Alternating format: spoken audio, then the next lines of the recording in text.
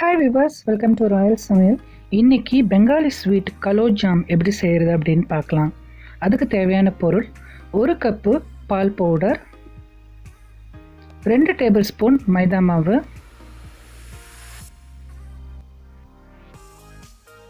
1 table spoon ரவை, 1/2 டீஸ்பூனுக்கு baking powder. இதெல்லாத்தையும் போட்டு நல்லா மிக்ஸ் பண்ணிக்கலாம்.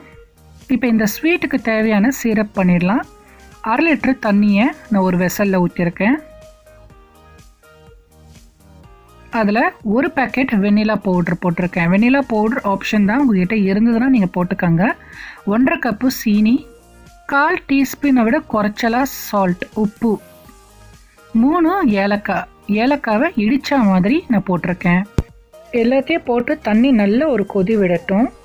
முன்னாடி மிக்ஸ் பண்ண மாவில் ஒரு பிஞ்ச் ஆஃப் ரெட் கலர் நான் ஆட் பண்ணியிருக்கேன் கலருக்காக.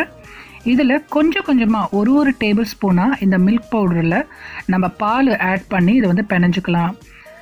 ஏன்னா இதுக்கு பால் பவுடராக இருக்கிறதுனால சீக்கிரமாக இலகுவாயிடும். அதனால் ஒரு டேபிள் ஸ்பூனாக பாலை விட்டு விட்டு நம்ம இதை மாதிரி பிணைஞ்சிக்கலாம்.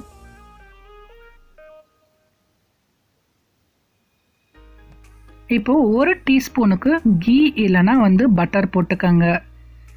போட்டு இதையும் நல்லா பிணைஞ்சு வச்சுக்கலாம் இந்த மாதிரி. ஸோ கலர் இந்த மாதிரி டார்க் ரெட் கலராக இருக்கும். இப்போ இதை குலோப்ஜாமுன், அதாவது நம்ம செய்கிற குலோப்ஜாமுன் மாதிரியே இதில் நான் ஷேப் கொடுத்துக்கிறேன். உங்களுக்கு இந்த மாதிரியும் கொடுத்துக்கலாம், இல்லைனா ரவுண்டாக கூட நீங்கள் கொடுத்து நீங்கள் ரெடி பண்ணி வச்சுக்கோங்க. எண்ணெய் மிதமான சூட்டில் வச்சு நான் இருக்கிற கலோப்ஜாம் எல்லாத்தையும் போட்டுக்கிறேன்.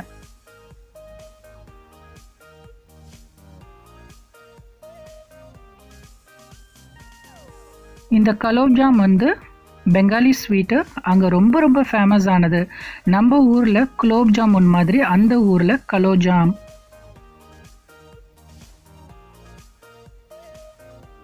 இந்த மாதிரி மிதமான சூட்டில் வச்சு நீங்கள் பொரிச்சு எடுக்கும் போது நமக்கு சூப்பராக நமக்கு ட்ரையானது ரெடி ஆகிடும்.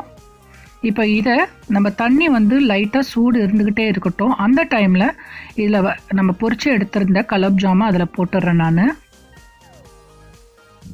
லைட்டாக தண்ணி சூடு இருக்கும் போது போட்டால் தான் அது உள்ளார நல்ல சிரப் ஏறும். இப்போ நான் எடுத்து வச்சுருக்க, அதாவது நான் ரெடி பண்ணி வச்சுருந்த எல்லா கலோப்ஜாமையும் இந்த மாதிரி பொரிச்சு எடுத்துக்கிறேன். இது நல்லா செவக்கும்.